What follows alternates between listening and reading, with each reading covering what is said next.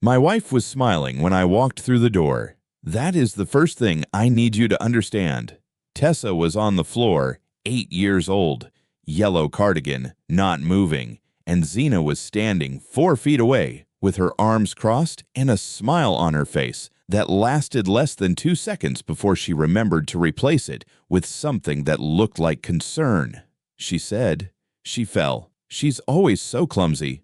What Zena didn't know was that I'd already installed a security camera in that kitchen 3 months ago. She didn't know I'd seen everything.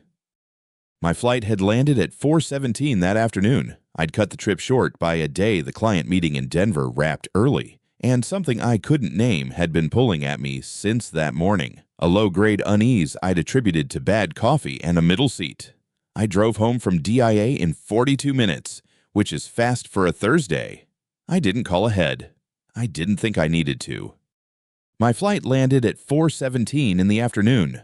I'd cut the trip short by a day. The client meeting wrapped early, and something I couldn't name had been pulling at me since that morning. A low-grade unease that I'd attributed to bad coffee and a middle seat. I drove home from DIA in 42 minutes, which is fast for a Thursday. I didn't call ahead. I didn't think I needed to. The front door was unlocked. That was the first thing. Zena always locked the deadbolt when she was home with Tessa. She'd told me that herself, early on, the kind of detail that had made me trust her. I pushed the door open and set my bag down in the entryway, and that's when I heard nothing. Not the television, not the sound of Tessa's feet on the hardwood. Nothing. I found them in the kitchen. Tessa was on the floor near the island, on her side, one arm folded under her. She was wearing her yellow cardigan, the one with the small anchor buttons she'd picked out herself at Target last September. Her eyes were closed. Her lips were slightly parted. She was not moving. Zena was standing approximately 4 feet away, her back against the counter, arms crossed at her chest. She was looking at Tessa. When she heard me come in, she turned and looked at me instead. That was when I saw the smile. It lasted less than 2 seconds. Then it was gone, replaced by something that was meant to look like concern but arrived a beat too late, the way an actor remembers their cue after missing it. She said, "She fell. She's always so clumsy." I did not respond to that. I crossed the kitchen and knelt beside my daughter. Tessa's skin was cold in a way that was not right for a house kept at 68 degrees. I touched her cheek, then her wrist. Her pulse was there, but slow. I could feel it. A dull, labored rhythm under my fingers. She did not wake when I touched her. She did not move at all. I called 911. I gave the address. I described what I was seeing: 8-year-old female, unresponsive, breathing but slow, no visible injury, and I stayed on the line until I heard the siren 3 blocks out. Zena stood in the kitchen doorway the entire time. She did not come closer. She did not ask what she could do. She said, once, "I'm sure she's fine, Kevin," and I did not look up. The paramedics arrived at 4:51. 2 of them. The one who came through the door first was a man named Reyes. I saw the name on his badge when he knelt beside Tessa and began his assessment. He moved quickly and without wasted motion, checking her pupils, her airway, her pulse. His partner set up the gurney. Reyes called out numbers I didn't fully understand and then asked me, without looking up, how long she'd been like this. I said I didn't know. I just arrived home. He looked up at that, not at me, at the address on the wall, the house number visible through the open front door. Something shifted in his expression. He looked back at Tessa, then at me. He said, "Sir, can you come with me for a second?" He walked me to the far end of the kitchen, near the back door. His partner was working with Tessa, getting her stabilized for transport. Reyes kept his voice low. He said, "We've been here before." I told him I didn't know what he meant. He said his unit had responded to this address in February. A child, same age, same presentation, unresponsive, slow pulse, no visible injury. He said the report had gone to DCFS. He said he'd assumed it was a follow-up matter, that the family had been contacted. He looked at me carefully when he said that last part. February? I had been in Austin in February, a 4-day trip. Zena had texted me a photo of Tessa eating waffles on the morning of the 3rd day. Tessa had been grinning, syrup on her chin. I had saved that photo. I stood in my own kitchen and understood, in the space of about 10 seconds, that I had not known, that no one had told me, that the report existed and my name was not on it, and that Zena had managed somehow to keep an event that involved my unconscious child out of my knowledge for 4 months. On the ride to Children's Hospital, Colorado, I sat in the front of the ambulance at Reyes's direction. Zena followed in her car. She said, though I didn't watch her leave. Tessa was in the back with the second paramedic. I could hear the sound of equipment, the small mechanical sounds of someone keeping my daughter alive, and I sat with my hands flat on my thighs, and I did not say anything for most of those 11 minutes. I have been in situations before where the right response was not the immediate one. I spent 4 years in contract negotiation before moving into management consulting, and the single most useful thing I learned in that time was this: the person who speaks first from anger almost always loses. I was angry. I was something past angry. In a register I didn't have a clean word for, but I was also, somewhere underneath it, beginning to think. Zena had smiled. She had smiled at me over the body of my unconscious 8-year-old daughter, and then she had offered me an explanation so thin it barely qualified as one. And there had been a call in February, and a report, and waffles with syrup. I thought about the security camera I'd installed in the kitchen 3 months ago, a small device above the refrigerator, the kind that runs continuously to cloud storage.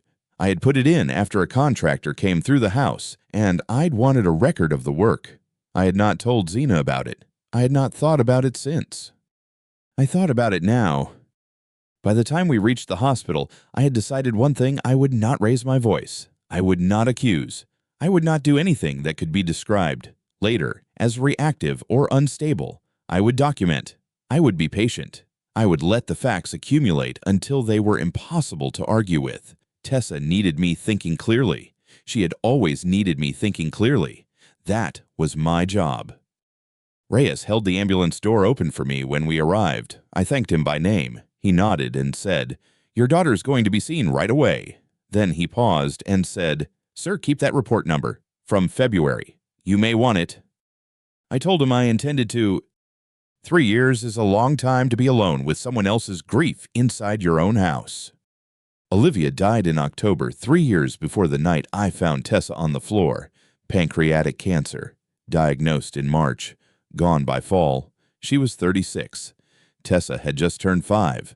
I remember standing in the kitchen the morning after the funeral, looking at a box of Tessa's cereal on the counter, the kind with the cartoon rabbit on the front, and thinking that I had to buy more of it. That was the thought. Not the enormity of what had happened.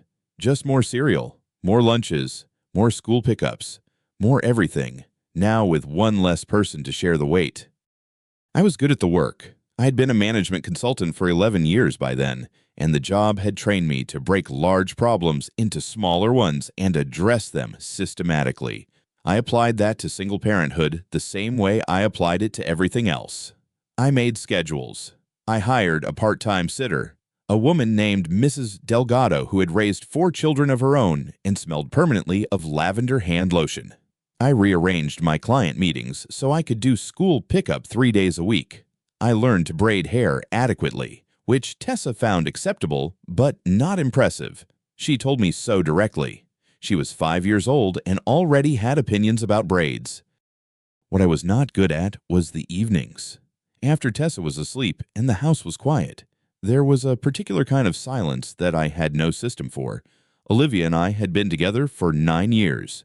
We had argued about money and travel and whose turn it was to call the plumber. We had also been, in the way that only becomes clear in retrospect, genuinely good company for each other. The absence of that, the absence of another adult in the house who knew where things were kept and why certain things mattered, was something I felt most acutely between 9 and 11 at night, when I had nothing left to organize. I told myself it would pass. I told myself that Tessa needed stability, and that stability was what I was providing. I told myself a lot of things in those 3 years that were partly true and partly useful and partly just noise to fill the quiet. Zena Crawford appeared at a company dinner in April. I was standing near the window with a glass of wine I wasn't drinking when she walked over and introduced herself, a guest of one of the firm's clients. She said, working in nonprofit fundraising. She had a direct way of making eye contact that I found immediately disarming. I told her about Tessa early, the way I always did, because it was the most important fact about my life and also a kind of filter. Zena didn't change the subject. She asked specific questions. How old? What did she like? Was she reading yet? She mentioned her younger sister had lost her mother young. She said it carefully, without making it about herself. I noticed that. Over the following months, she became a presence gradually enough that I didn't register it as a decision I was making. She came to a school pickup in June and crouched down to Tessa's level and said, "I've heard you're very good at drawing horses." Tessa looked at her with the expression she reserved for adults who had done their homework and said, "I'm better at dogs now." By August, Tessa had shown her the dogs. Zena had framed one, a beagle, on a Post-it note and put it on her refrigerator. I stood in Zena's kitchen and looked at it and felt something I recognized, with some caution, as hope. She was good with Tessa. She helped with homework without taking over. She showed up to the second grade winter concert and told Tessa afterward that her part had been the best part, which was not objectively true, but was delivered with enough conviction that Tessa talked about it for 3 days. There was one moment I filed away and then forgot. At the winter concert, during intermission, Tessa spilled her juice cup, a small accident. Nothing, and Zena's hand shot out and grabbed Tessa's wrist before the cup had even finished falling. Not the cup, the wrist. She held it for a second, tight enough that Tessa looked up at her, and then Zena laughed and said, "Oh, I just didn't want it to get on your dress." Tessa accepted that. So did I. I told myself it was a fast reflex. I told myself it meant nothing. I was lonely. I had been lonely for 3 years in a way I had not fully admitted to myself, and Zena made the evenings quiet in a different way, presence instead of absence. That is a very large thing when you have been carrying a house and a child and a grief by yourself for 3 years without putting it down once. I was not thinking clearly. I was afraid of going back to what the evenings had been. We married the following June, 14 months after the dinner where we met. The ceremony was small, 30 people, a restaurant we both liked, late afternoon in the private garden out back. Tessa wore a dress she had picked herself, pale yellow, and carried a small bouquet that matched mine.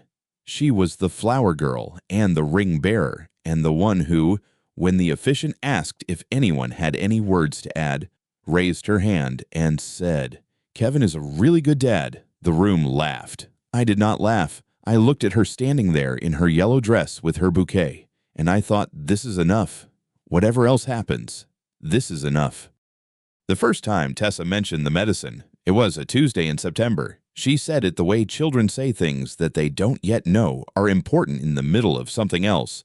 While putting her backpack down, she said Zena had given her something to help her sleep on the nights I worked late. She said it was a small pink pill and that it made her feel heavy. I asked Zena about it that evening. Zena said Tessa had been having trouble falling asleep, that she'd given her a children's antihistamine, that it was completely safe, that she'd read the dosage instructions carefully. She said it with the particular patience of someone explaining something obvious to someone who is being slightly unreasonable. I told myself she was right. I told myself Tessa was probably overtired from the start of the school year. I told myself a lot of things. I wanted to believe her. That is the most honest thing I can say about those months. I had built something, or I thought I had built something, and I was not ready to look at it too closely. I had been alone for 3 years, and I had found something that felt like a family, and I wanted to believe, with a force that I now understand was not reason, but fear, that I had not been wrong. I was wrong, but I didn't know the full shape of it yet. I only knew what I had chosen to see. The email from Miss Fowler arrived on a Tuesday morning in January. I was at my desk at the office, halfway through a client report, when my phone lit up with the school's notification. She had written it carefully, the kind of message a teacher composes when she wants to flag something without alarming a parent, threading the needle between concern and diplomacy. Tessa has been lethargic in class over the past few weeks. She's had trouble staying focused during morning lessons, and she fell asleep at her desk on Friday. I wanted to reach out and ask, is everything okay at home? I read it twice. Then I forwarded it to Zena with a single line. Did you know about this? Zena's reply came 11 minutes later. She has a little cold, babe. I took her to Dr. Allison last week. Everything's fine. Kids get run down. Don't stress. There was a small emoji at the end. A heart. I stared at that heart for a moment. Then I typed back, okay, thanks for handling it. And I went back to the client report. I want to be precise about what happened in that moment because I've thought about it many times since. I did not believe Zena completely. There was something, a small, quiet pressure behind my sternum, the kind of feeling that doesn't announce itself, that just sits there. But I had a report due by noon and a conference call at 2 and a daughter who had, according to her doctor, a cold. I filed the feeling away. I got back to work. That is what I did. The second thing happened in February. A text from Zena on a Wednesday afternoon, sent while I was in a meeting. Tessa bumped her head at the park. She's fine, just a little sleepy. Don't worry. I stepped out of the conference room and called her. She picked up on the second ring, her voice easy and calm. I asked if I should come home. She said no. I asked if Tessa needed the ER. She said, Kevin, she bumped her head. She's not dying. She's asleep on the couch with a juice box. She laughed a little when she said it. Not unkind, just the laugh of someone who finds the other person's worry slightly excessive. I drove home anyway. I got there at 6:15. Tessa was in her room, in bed, the lights off. I sat on the edge of the mattress and put my hand on her forehead. No fever. Her breathing was slow and even. She stirred when I touched her shoulder, opened her eyes halfway, said, Daddy, in the thick, dragging voice of deep sleep, and closed them again. I sat there for a while, in the dark. The nightlight on her dresser, the one shaped like a small lighthouse that her grandmother had given her, cast a pale stripe across the ceiling. I told myself she was fine. She was breathing. She was warm. She had bumped her head, and she was sleeping it off. Children did that. Children fell and bumped things and slept. I had been reading too much into things because I was anxious, because I was a single father who had spent 3 years being the only adult responsible for another person's life, and old habits don't disappear just because someone else is in the house. But Tessa had stopped asking me to play cards with her on Friday nights. That was the thing I kept circling back to. In the weeks after, she used to ask every week. She had a phase where she was obsessed with Go Fish, then a phase with Uno, then a phase where she wanted to learn Rummy because she'd seen it in a movie. She would drag the card tin off the shelf herself and set it on the kitchen table before I'd even changed out of my work clothes. She hadn't done that since December. I had noticed it, and I had not asked why. I had told myself she was growing up, that 8-year-olds moved on from things, that it didn't mean anything. I chose not to see it. That is the accurate way to say it. I saw it, and I chose not to see it, which is different from missing it. I was not oblivious. I was afraid. In March, I called the school. I'm not sure what made me do it. That particular morning, I had been thinking about Miss Fowler's email again, turning it over, and I picked up the phone before I had fully decided to. She answered on the third ring. I introduced myself and asked how Tessa was doing. There was a pause. Not long, 2 seconds, maybe 3, but I felt it. Mr. Wood, she said, I'm glad you called. Honestly, I've been meaning to reach out again. She told me Tessa had been worse since January, not better. She said Tessa was falling asleep during reading time, that her participation had dropped off, that she seemed, and she paused here, choosing the word carefully, absent, like she was there, but not quite there. Miss Fowler said she had 22 students, and she knew every one of them. And Tessa in September had been one of the most alert and engaged kids in the class. Whatever is going on, she said. It's been going on for a while. I'm concerned. Mr. Wood, I really am. I was standing at the window in my office, looking out at the parking structure across the street. The concrete was gray in the March light. I thanked her. I told her I would look into it. I hung up and stood there for a moment with the phone still in my hand. The pressure behind my sternum was no longer small. It was specific now. It had a shape. I did not call Zena. I did not forward the conversation. I went back to my desk, opened a new document, and typed the date. Then I typed Miss Fowler's name, her title, the time of the call, and exactly what she had said. I saved the file to a folder I had not used before. I gave the folder a name that meant nothing to anyone but me. I did not know yet what I was building, but I had started. Miss Fowler called back 4 days later. I had not asked her to. She said she had been thinking about our conversation, and there was something she hadn't mentioned, something Tessa had said to her in January that she hadn't known what to do with at the time. She said Tessa had stayed in at recess one afternoon to help her straighten the bookshelf. They were alone in the classroom. Tessa had been quiet for a while, and then she had said, without looking up from the books she was stacking, "Miss Fowler, do you think medicine can make you tired even when you don't need it?"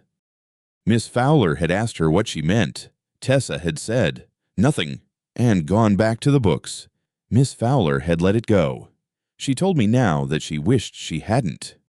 "I didn't know what to do with it," she said. "She was 8. I thought maybe she'd seen something on TV. But I've been thinking about it since you called, and I wanted you to know." I thanked her. I asked if she would be willing to write down exactly what Tessa had said, the date, the circumstances, and send it to me in an email. She said, "I already did. I sent it this morning before I called." I opened my email while she was still on the line. It was there, 2 paragraphs, precise, time-stamped 7:52 a.m. I read it once. Then I forwarded it to the folder with the name that meant nothing to anyone but me, and I added Miss Fowler's name to the list I was keeping. Tessa had been trying to tell someone. She had been 8 years old, and she had tried to tell the one adult in her day who she thought might listen, and she had not found the words. And Miss Fowler had not known what to do with the words she had. None of that was anyone's fault. But the words existed now. They were in writing. They had a date. I went back to the document I had started after Miss Fowler's first call. I typed the date, the time, and exactly what she had said. Then I typed, "Tessa knew something was wrong. She tried to say so." I saved the file. I found paramedic Reyes in the hallway outside the pediatric bay, near the supply cart at the far end. He was writing something on a clipboard. I had watched him work on Tessa for 11 minutes, efficient, quiet. The kind of man who didn't explain himself while he was working. I appreciated that. I walked toward him, and he looked up before I reached him, which told me he had been expecting this conversation. I said, "Can I ask you something away from the room?" He capped his pen. "Yeah." We moved to the alcove near the stairwell door. The fluorescent light above us had a flicker in it, a slow, almost imperceptible pulse. I noticed it because I noticed things when I was trying not to feel them. I said, "Have you been to my address before?" Reyes didn't answer immediately. He looked at me the way people look when they're deciding how much to say. Then he said, "February 14th. We responded to a call at your house at approximately 7:40 in the evening." I said, "I wasn't home on February 14th. "No," he said. "Your wife told us you were out of the country. We couldn't reach you." The fluorescent light pulsed twice. I counted them. "What was the call for?" Reyes shifted his weight. "Your daughter had a severe antihistamine overdose, diphenhydramine. Her blood levels were significantly elevated. We transported her to St. Luke's, not this facility. Different ER." He paused. "We filed a report with DCFS that night." I had no memory of any of this. No hospital bill, no phone call, no mention from Zena. Not once. Not in passing. Not even as a story she told to explain why she'd been worried about Tessa lately. February 14th. I had been in Phoenix for a regional conference. I remembered the hotel. I remembered the dinner I'd eaten alone. I did not remember any call from Zena. I did not remember any missed call. DCFS followed up, Reyes continued.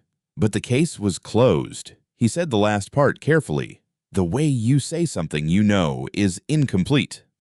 I said, "What did she tell them?" He looked at the floor for a moment. "That it was an accident." That Tessa got into the medicine cabinet on her own, that it wouldn't happen again. He stopped. I waited.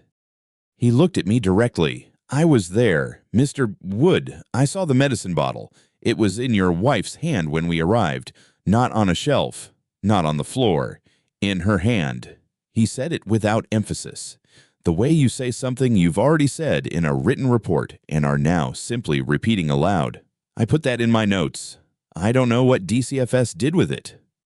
The stairwell door had a small rectangular window. I could see the landing through it, concrete steps, a metal railing. Nothing. I looked at it for a few seconds. Why didn't anyone contact me directly? I asked, not DCFS. Why didn't you try to reach me? We tried the number your wife gave us. It went to voicemail. The DCFS caseworker tried twice more over the following week. Your wife told them you were unreachable, that you traveled frequently, that she handled the medical decisions for the household. He paused again. The case was closed because they couldn't verify a second party's account of what happened. Your wife had an explanation. There were no other witnesses. Tessa was 8 years old. 8 years old. I had been in Phoenix eating a steak dinner alone at a hotel restaurant, and Tessa had been in an emergency room 40 minutes from our house, and I had not known. The email in January, I said. From her teacher, Tessa was lethargic, falling asleep in class. Reyes said, I don't know about that. No, I said. You wouldn't. I was not talking to him anymore. I was talking to the sequence. January, lethargic in class. February 14th, severe antihistamine overdose. Tonight, March, unconscious by the front door. 3 points. Not random. A line. In January, I had asked Zena about the teacher's email, and she had said Tessa had a cold, that she hadn't been sleeping well, that Miss Fowler was the type who worried too much. I had believed her. I had chosen to believe her. I had written it down in a document I saved to a folder with a name that meant nothing to anyone but me. And then I had gone back to work and told myself I was being careful. I had not been careful. I had been documenting my own failure to act. I said, the DCFS report, is there a case number? There should be. The case is closed, but the report exists. You'd have to request it through DCFS directly, or your attorney could. I nodded. Reyes said, Mr. Wood. He waited until I looked at him. I'm glad you called 911 tonight. I want you to know that. He said it plainly, without sentiment. And I believed him. I said, thank you for telling me. He went back to his clipboard. I stood in the alcove for a moment longer, looking at the stairwell window. The landing was still empty. The railing was still there. February 14th, Valentine's Day. I'd sent Tessa a card from Phoenix, a small card with a cartoon dog on it, because she liked dogs, because she had been asking for one for 2 years, and I kept saying, maybe next year. I had mailed it from the hotel gift shop. I didn't know if she had ever received it. I didn't know where she had been when the card arrived. I took out my phone. I opened the document I had started after Miss Fowler's call, the one with the folder name that meant nothing to anyone but me. I typed the date. I typed Reyes's name, his unit number, the time of our conversation, and every word he had said that I could still hear clearly. Then I typed February 14th, antihistamine overdose, DCFS report filed, case closed. She was in her hand. I saved the file. I put the phone in my pocket. I went back down the hallway toward Tessa's room. The door was partially open. Through the gap, I could see the edge of the bed, the IV line, the green readout on the monitor. Tessa's hand was visible at the edge of the sheet small, still. The fingernails she had painted purple 2 weekends ago when we'd had a Saturday afternoon with nothing scheduled, and she had asked if we could do something quiet together. I had said yes. We had sat at the kitchen table for 2 hours. I pushed the door open and went inside.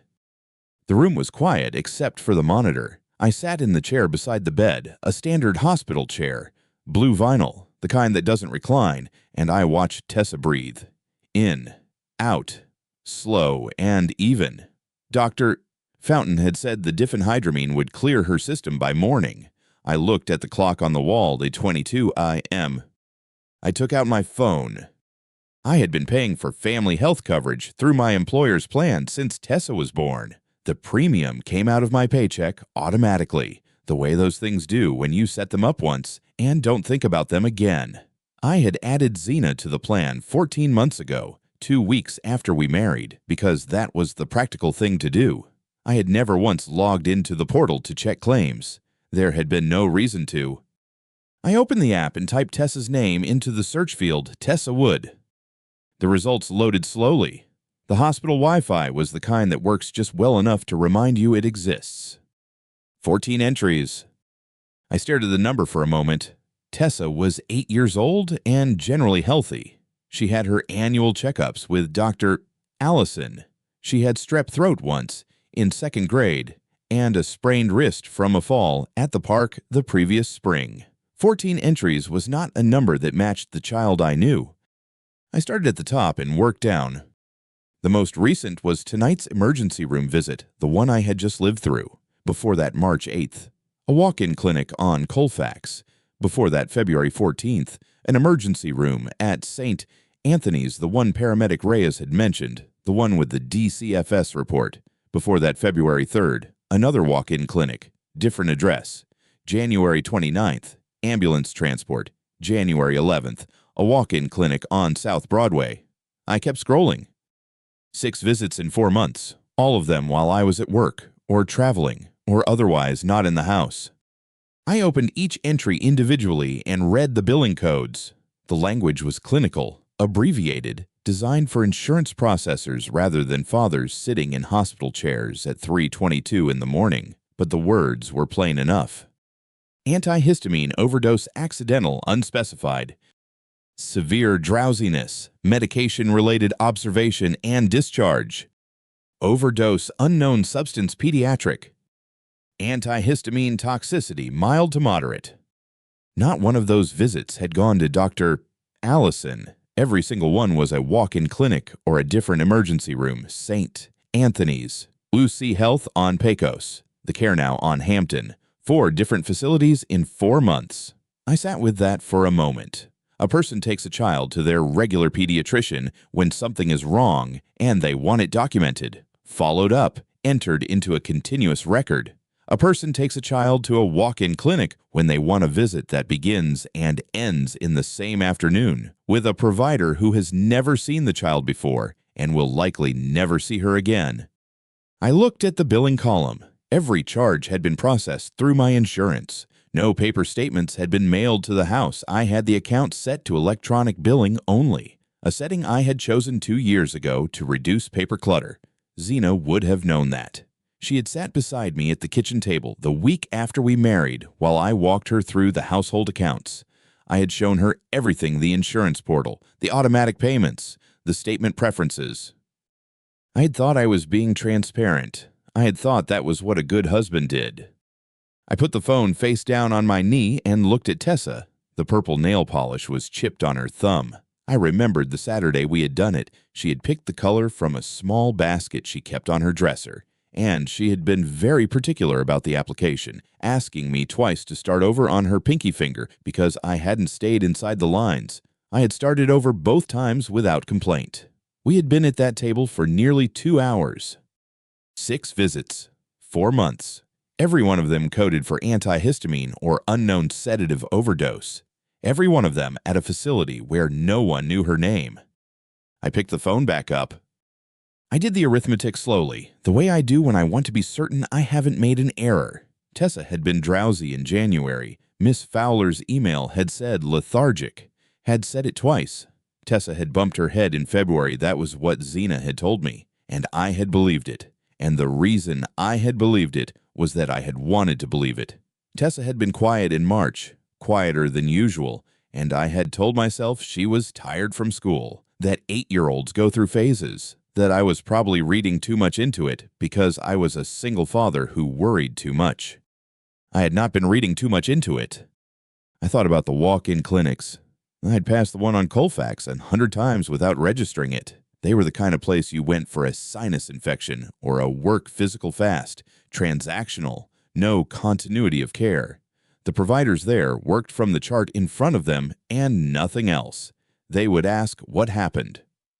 And whatever answer they received, They would document it and move on. They were not equipped to notice a pattern. They were not designed to... Zena had understood that. She had understood it well enough to use 4 different locations. I sat in the blue vinyl chair, and I felt the cold come in not from the room, which was climate-controlled and steady, but from somewhere behind my sternum, the kind of cold that arrives when you understand something you cannot ununderstand. I had spent 3 years learning how to be alone. I had spent 14 months believing I had found a way not to be. And in those 14 months, while I was traveling to client meetings in Phoenix and Houston and working late on quarterly reports and feeling, for the first time in a long time, like my life had a shape to it again in those same 14 months, my daughter had been brought to emergency facilities 6 times. 6 times. And every time I had come home, Zena had been there, calm, attentive, asking how my trip was. I thought about what Reyes had said in the hallway. We've been to this address before. He had said it matter-of-factly, the way paramedics say things they've said 100 times, and I had filed it away without fully processing what it meant. Now I processed it. The monitor beeped once, softly, and Tessa shifted in the bed without waking. I watched her hand move slightly against the sheet and then settle. I made a decision. Not loudly. Not the way decisions get made in moments of anger, where you say things you can't take back and do things that close doors you might need later, quietly. The way I make decisions at work when the situation is serious and the margin for error is 0, when I know that what I do in the next 48 hours will determine what is possible in the 48 hours after that and the 48 hours after that. I was not going to confront Zena tonight. I was not going to call her and demand an explanation and listen to whatever explanation she had prepared, because she would have one prepared. She always did, and I had always accepted it, and that pattern had to end on my terms, not hers. I was going to document. I was going to be precise. I was going to build something that could not be argued with, something that existed on paper and in systems and in the memories of people whose job it was to remember, and then I was going to use it. I took a screenshot of each insurance entry, 14 of them. The screen dimmed to avoid disturbing Tessa. Then I opened my email and sent the screenshots to my work account, the one on the server I controlled, with a subject line that said only for file. I put the phone in my jacket pocket. Tessa's hand was still visible at the edge of the sheet. Still, small. The purple nail polish chipped at the thumb. I did not look away from it for a long time. The waiting room at 3:47 in the morning smelled like floor cleaner and recycled air. The overhead lights were the kind that never fully dim, not bright enough to read by, just bright enough to keep you from forgetting where you were. I had been sitting in the same chair for 2 hours and 20 minutes. The chair was orange plastic, bolted to the one next to it, and the armrest had a crack running along the inside edge that I had traced with my thumb so many times I could have drawn it from memory. I could have called the police from that chair. I knew that. I had Reyes's words, the DCFS report number he had given me, and 14 screenshots on my phone. That was enough to make a call. Enough to say, I believe my wife has been poisoning my daughter. Enough to put something in motion that I could not stop. I did not call. I knew what would happen if I did. DCFS would open a case. They would look at both of us, not just Zena, both of us. They would ask how I hadn't noticed. They would look at the January email from Miss Fowler that I had read once and filed away. They would look at the February ambulance call that Zena had explained as a fall and that I had accepted. A child had been harmed in my house, under my supervision, and I had believed every explanation offered to me because I had wanted to believe them. I knew what that looked like on paper. I had spent enough years in management to know that the story told by documents is not always the story you lived, but it is always the story that matters in a room with a judge. If I called that night, I would be handing Zena a version of events where I was also negligent. I would be starting a fight on ground she had already prepared. I was not going to do that. I sat with that decision for a while, not because I doubted it, because I wanted to be certain I was making it clearly not from fear, not from anger, but from the same place I made every decision that actually mattered. I thought about the insurance entries. I thought about the chipped purple nail polish at the edge of the sheet down the hall. I thought about what it meant to be precise. Then I put the phone back in my pocket and waited for morning. At 8:15, I called Renee from the parking structure outside the hospital. She picked up on the second ring, which she always did. I said, I need you to contact David Mercer. Set up a meeting for this week. Earlier, if possible. Tell him it's time sensitive. David was the attorney I had used for the company's contract work for 6 years. I had never called him for anything personal. Renee said, is everything okay? Mr. Wood. I said, no, but it will be. She didn't ask anything else. That was one of the things I had always valued about Renee. She understood the difference between needing more information and needing to move. I went back inside. I bought coffee from the machine near the elevator. It was bad coffee, too hot and slightly bitter, and I drank it standing at the window looking out at the parking structure. I was already composing the list in my head. Dates, times, statements, the name of every person who had seen or documented anything connected to Tessa in the last 6 months. Miss Fowler, Reyes, the walk-in clinic that had filled the diphenhydramine prescriptions, Dr. Fountain, who was still somewhere in this building and whose report would be in a system by the end of the day. I was not going to accuse Zena of anything. Not yet. I was going to let her keep talking, keep explaining, keep constructing the version of events she believed I was accepting. Every word she said from this point forward was going to be recorded somewhere in a text, in an email, in a note I would write in the car afterward with the date and time at the top. She did not know I had seen the insurance records. She did not know what Reyes had told me. She did not know that the story she had been building for 14 months had a foundation I was now going to examine from the bottom up, one document at a time. I finished the coffee. I threw the cup away. I walked back toward Tessa's room. The clock on the wall above Tessa's bed read 2:04 when Zena came through the door. I noticed the time because I had been watching that clock for the better part of an hour, not because I needed to know what time it was, but because looking at it gave me something to do with my eyes while I thought I had counted the seconds between each tick. It was a cheap clock, the kind hospitals buy in bulk, and it ran slightly fast, about 3 seconds per minute. I had verified this against my phone. Small observations. The kind that keep your hands still. Zena was wearing the gray cardigan she kept on the hook by the back door, the dark jeans she wore on weekends, and her hair was pulled back in a low knot. Her makeup was still on. Not touched up, still on. Foundation, mascara. The light gloss she wore when we had dinner plans. At 2:04 in the morning, after her stepdaughter had been taken by ambulance, after she had presumably been waiting at home for nearly 2 hours, Zena Crawford's makeup was still perfect. I filed that away and said nothing. She came across the room fast, the way people move when they want to be seen moving fast, and she bent over Tessa's bed and pressed her lips to Tessa's forehead. "Oh, baby," she said. "Oh, baby. Are you okay?" Her voice broke on the second word in a way that sounded practiced, not because I had heard her practice it, but because I had spent 14 months listening to Zena's voice, and I knew the difference between the way it broke when something surprised her and the way it broke when she was managing the room. This was the second kind.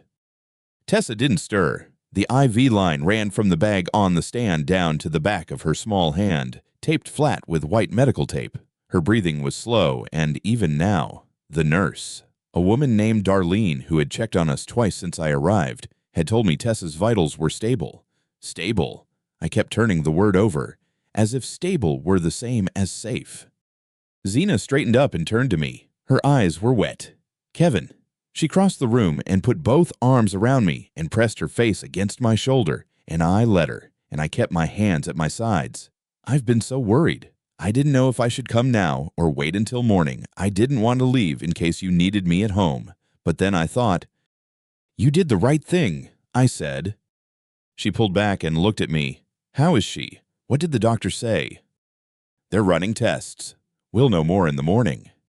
She nodded. She wiped her eye with the side of her finger, careful not to smear the mascara. Then she sat down in the chair on the opposite side of Tessa's bed, the one I had not been sitting in, and she reached over and put her hand over Tessa's hand, just below the IV tape. She held it there. She looked at Tessa's face. I watched her. For the next several minutes, Zena did everything a worried mother would do. She asked the nurse quiet questions when Darlene came back in. She adjusted the blanket at Tessa's feet. She sat forward with her elbows on her knees and her hands folded, staring at the floor with the expression of someone working very hard not to cry. It was a thorough performance. I was watching for the edges of it. The edges came when Dr.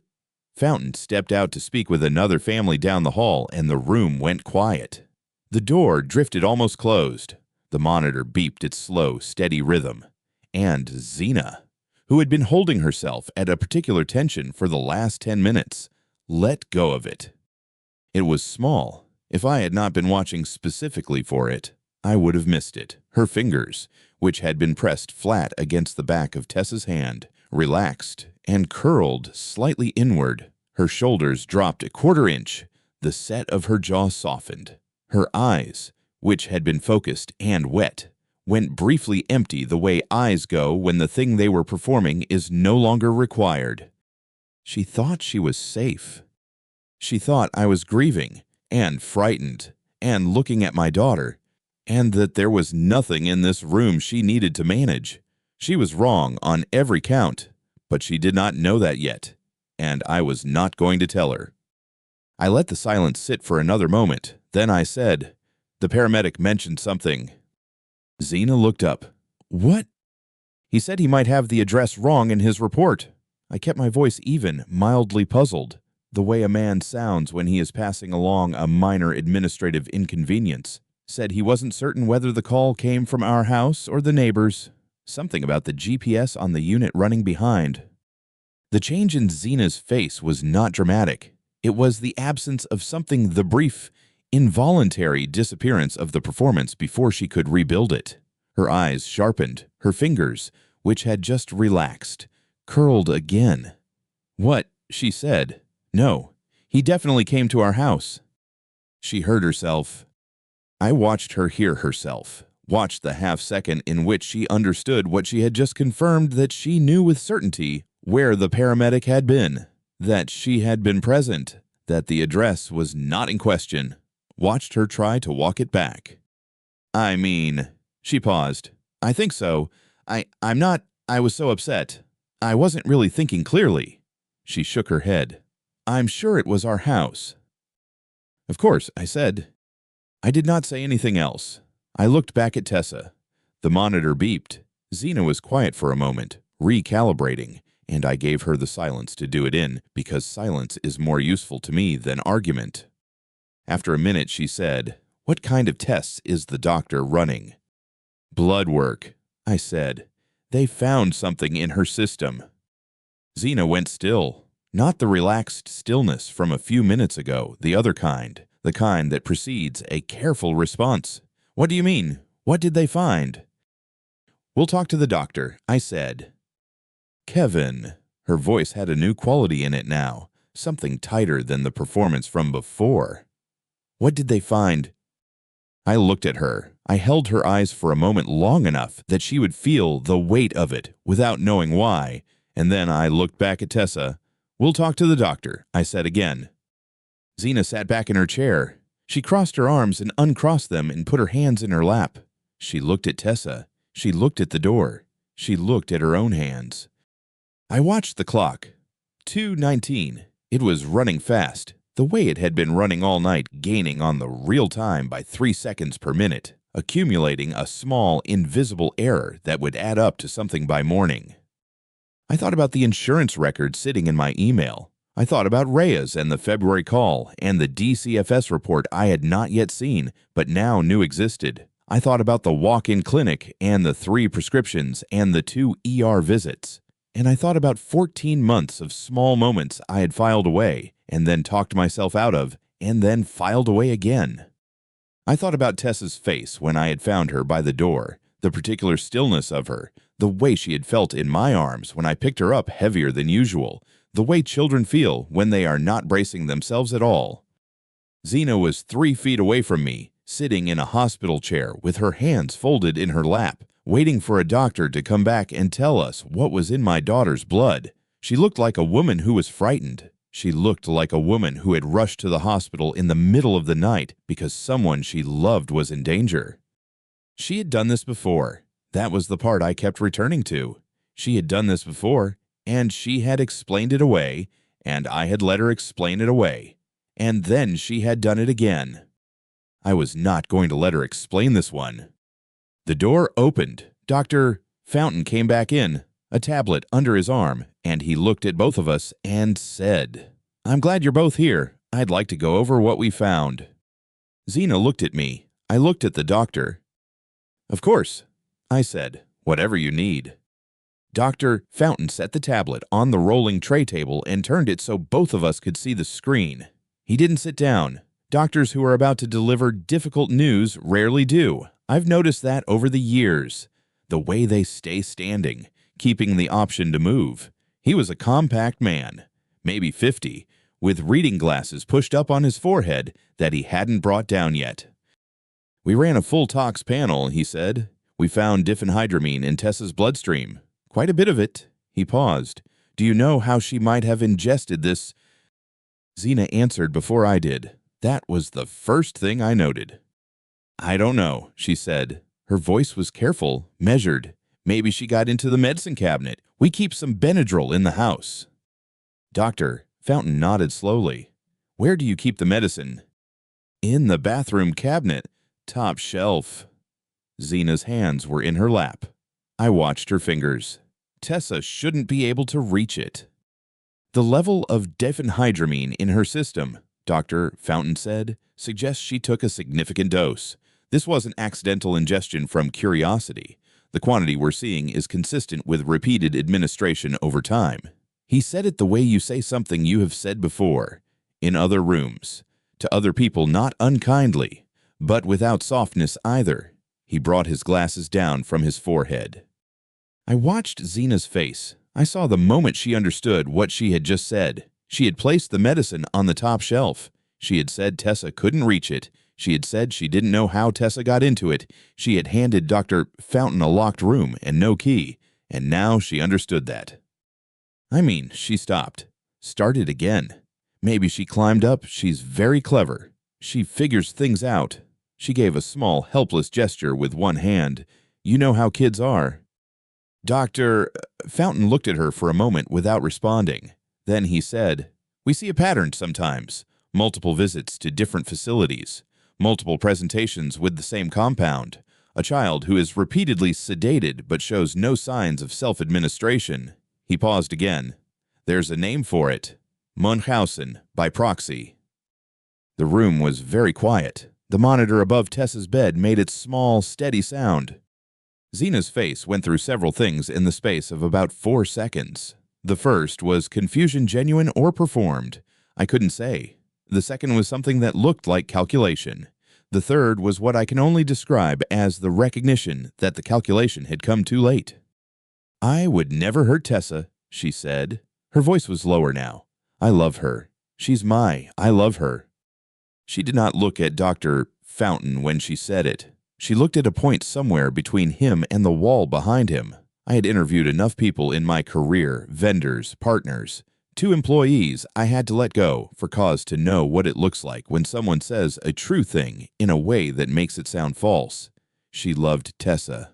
I believed that, in whatever broken way she was capable of it. But love had not stopped her. That was the part she could not explain away. Dr. Fountain looked at me. I said, "Doctor, I think we need to talk to the authorities." He nodded once. "I'm required to report this to Child Protective Services and the police. That call has already been placed." He said it without drama, the way you state a procedure that exists because situations like this one exist. "Someone from the department will be here within the hour. I'd ask that you both remain available." Zena turned to me. Her eyes were very bright. "Kevin." "Don't," I said. I said it quietly. I didn't raise my voice. I had not raised my voice once since I had walked through the front door and found Tessa on the floor, and I was not going to start now. Zena closed her mouth. She looked at Tessa at the small shape of her under the hospital blanket, the IV line taped to the inside of her left arm, and something moved across her face that I didn't try to name. I looked at Tessa, too. Her chest was rising and falling. The monitor said what it had been saying for the last 2 hours, that she was still here, that her heart was doing what hearts are supposed to do. Dr. Fountain excused himself. The door closed behind him with a soft, definitive click. I did not look at Zena again. I pulled the chair closer to Tessa's bed, sat down, and put my hand over hers carefully so I wouldn't disturb the IV, and I waited. I stepped out into the hallway at 3:17 in the morning. The corridor was quiet except for the low hum of the floor buffer someone was running at the far end, and the occasional soft footfall of a nurse moving between rooms. I walked to the alcove near the stairwell door, far enough from Tessa's room that I wouldn't be heard, close enough that I could be back in under a minute, and I called Renee. She picked up on the second ring. It was after 3 in the morning, and she picked up on the second ring, which told me something I already knew about her. Mr. Wood. Her voice was alert, not groggy. She'd been awake. Contact my attorney immediately, I said. Tell him Zena has been arrested. I need all documentation pulled together, health insurance records, the DCFS report from February, everything Renee, everything we have. There was a pause, not a long one. Mr. Wood, what happened? I looked at the wall across from me. Someone had taped a laminated sign to it. Quiet zone patient rooms ahead. The tape on the upper right corner had started to peel. My daughter was poisoned, I said, by my wife. Renee didn't say anything for a moment. Then, I'll call Marcus right now. He'll have his phone on. Tell him I need to move fast, before she has time to build a story. Understood. I hung up and stood there for a moment with my hand still around the phone. The floor buffer had stopped. The hallway was very quiet. I went back to Tessa's room. The 2 officers arrived at 4:09. I know because I checked my watch when I heard the voices at the nurse's station, a particular register of conversation, lower and more deliberate than the usual exchanges, and I stepped into the hallway before they reached the room. Officer Briggs introduced herself first, then her partner, Officer Chung. Both of them had the particular stillness of people who had been in difficult rooms before and knew how to enter them without making them worse. I appreciated that. Dr. Fountain met them in the corridor outside. I stood nearby and listened. He walked them through the blood panel results diphenhydramine at 4.8 micrograms per milliliter, a level consistent with ingestion of multiple adult dose tablets, not a child's accidental exposure to a single pill. He used the word consistent 4 times. He also mentioned the February DCFS report, which paramedic Reyes had flagged when his unit responded to the call. Officer Chung wrote things down in a small notebook with a blue cover. Officer Briggs asked Dr. Fountain one question. In your professional opinion, could an 8-year-old have accessed and self-administered this quantity without adult involvement? Dr. Fountain said, no, not at this level. They came to speak with me next. I told them what I had found when I walked through the front door at 11:48 p.m. Tessa on the floor near the entry, Zena standing in the kitchen doorway. I told them what Zena had said. I told them about the smile. Officer Briggs wrote that down too. I told them about Miss Fowler's email from January, about the text message in February describing a fall that hadn't happened, about the walk-in clinic prescriptions I'd found in the insurance records that afternoon. I told them about the pattern. Officer Chung stopped writing at one point and just listened. When they went in to speak with Zena, I stayed in the hallway. I didn't need to hear it. I already knew what she would say, that it was an accident, that Tessa must have gotten into the medicine cabinet, that she would never. I had heard that sentence in my head 100 times in the last 4 hours. I knew exactly how it would sound coming from her. It took 11 minutes. When Officer Briggs came back into the hallway, she looked at me and said, Mr. Wood, we're going to need you to remain available. We may have additional questions. I said I understood. Then she said, your wife is being taken into custody. I nodded. I did not say anything else. I heard Zena's voice once, from behind the closed door, a single sharp syllable, not a word, just a sound, and then nothing. A woman from Child Protective Services arrived at 5:30. Her name was Diane Marsh, and she had a lanyard with a county ID and a canvas tote bag that looked like she'd carried it for years. She was calm and direct, and she sat with me in the family consultation room at the end of the hall while a nurse stayed with Tessa. She explained that given the circumstances, the medical report, the DCFS history, the arrest, Tessa would be placed under a protective services arrangement. Standard protocol. Temporary. She said temporary the way people say it when they mean it. She said Tessa would remain with me, her biological father, but that there would be check-ins. A caseworker assigned, documentation required. I said I understood. I said I would cooperate with everything. She asked if I had any questions. I told her I had one. I asked whether the February incident the one paramedic Reyes had flagged would be part of the formal record going forward. She said yes. She said it already was. I went back to Tessa's room at 6:15. The sky outside the window had started to lighten, that particular gray-blue that comes before actual dawn, and Tessa was awake. Not fully her eyes were open but heavy, and she was looking at the ceiling with the unfocused attention of someone still working their way back. I sat down in the chair beside her bed, and she turned her head toward me. She said, "Dad." I said, "I'm here."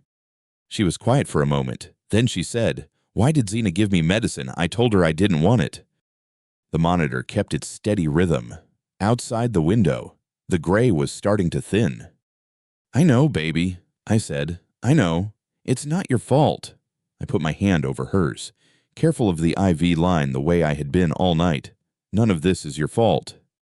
She looked at me for a long moment, and then her eyes drifted closed again. I stayed where I was. Marcus Hale arrived at the hospital at 8:45 that morning. He was my attorney of 6 years, and he had driven straight from his house without stopping, which I knew because he was still carrying his travel coffee mug. He sat across from me in the consultation room and opened his briefcase on the table between us, and Renee had already sent him everything: the insurance records, the DCFS report, the email from Miss Fowler, the pharmacy records from the walk-in clinic. He read through it without speaking for several minutes. Then he looked up. "We have a solid case," he said. "Health insurance records, DCFS report, paramedic testimony, physician's testimony, blood work. The February incident establishes pattern. The pharmacy records establish premeditation." He paused. "She's going to prison, Kevin." I looked at the table. There was a ring on the surface from someone's coffee cup, old, faded, permanent. "I want full custody," I said. "I want her name removed from everything, every document, every account, every form with Tessa's name on it." Marcus nodded. "We'll file for emergency sole custody today. Given the arrest and the medical report, I don't expect any opposition." He made a note. "The DA's office will be in contact.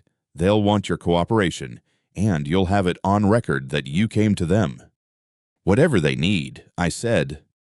He closed the briefcase. "Go be with your daughter." 3 weeks later, Zena was formally charged.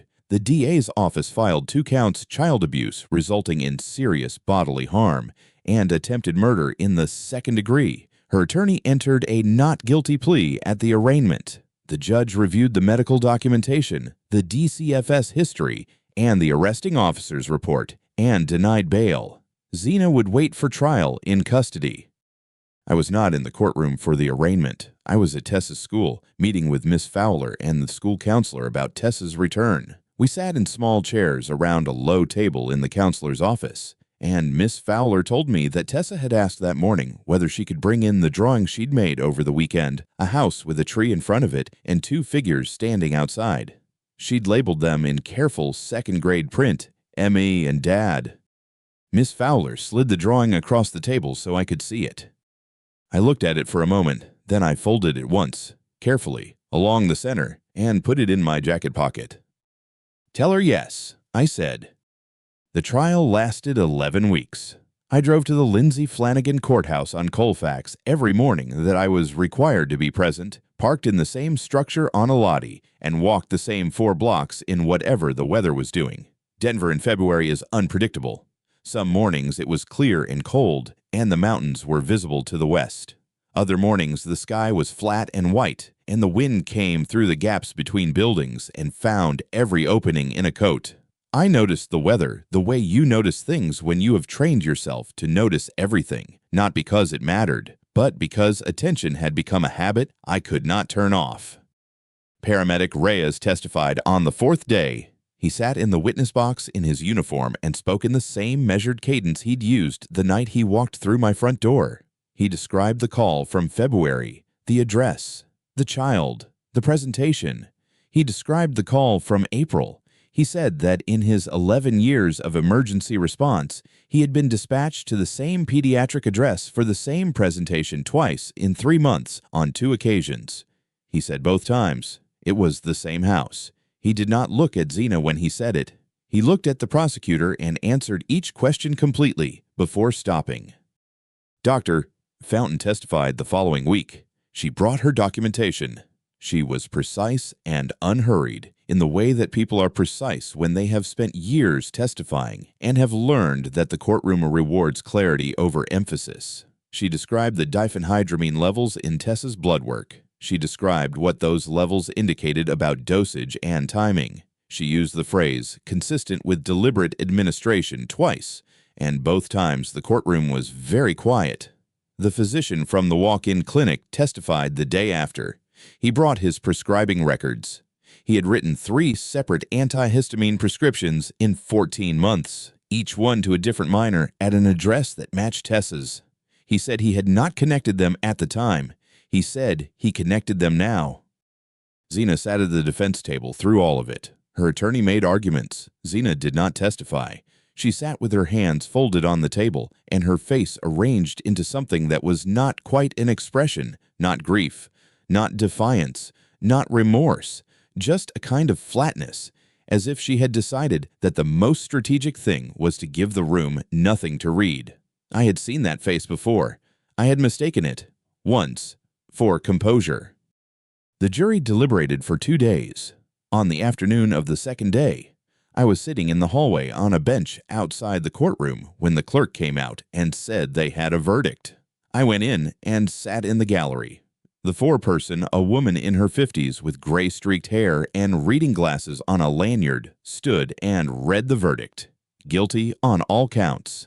Aggravated child abuse? Zina's hands, which had been folded on the table in front of her for 11 weeks, went very still. Not the controlled stillness I had watched her perform in Tessa's hospital room, the other kind.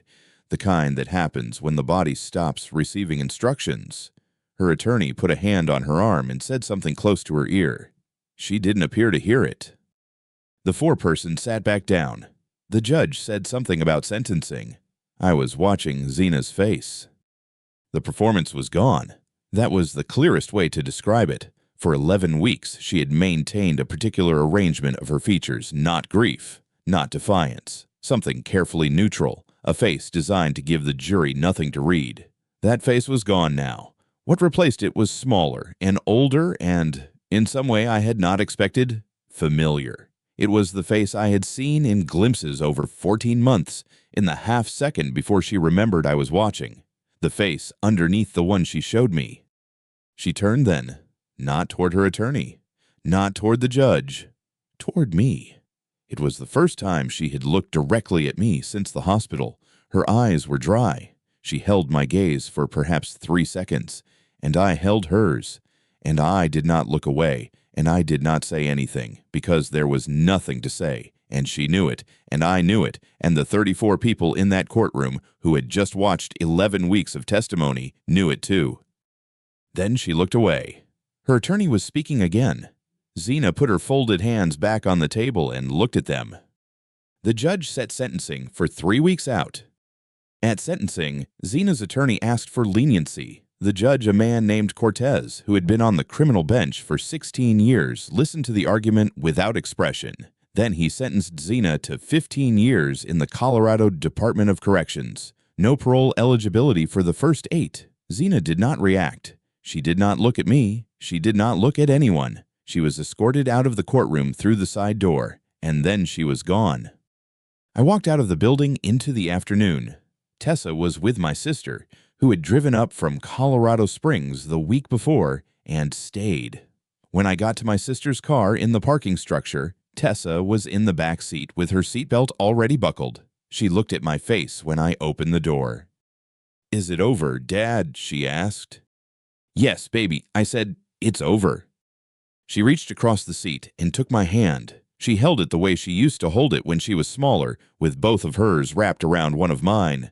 Then she said, quietly, "I knew you would save me." I did not say anything. There was nothing I could have said that would have been adequate, and I had learned by then that silence was sometimes the most honest response available. I squeezed her hand once. Then I got in the car. 3 months later, Tessa was back at school. She still woke some nights and came down the hall and stood in my doorway until I turned on the lamp and told her it was all right. She was seeing a therapist named Dr. Okafor, who had a small office in Cherry Creek and kept a jar of colored pencils on the windowsill. Tessa liked her. She said so, unprompted, on the drive home after the 3rd session. I marked that as progress. One evening in May, I drove her to the appointment and waited in the parking lot. When she came out, she climbed into the passenger seat and said, without preamble, "Dr. Okafor says it's not your fault." I said, "I'm sorry I didn't see it sooner." Tessa looked out the windshield for a moment. Then she said, "You saved me, Dad. That's what I remember." She put her seatbelt on. I started the car. That night, after she was asleep, I sat at the kitchen table with my laptop open. I went into the health insurance portal and removed Zena's name from the account. I closed the 2 joint accounts at the bank. I had already spoken to the branch manager, a man named Dorsey, and the paperwork was waiting for my signature. I signed it.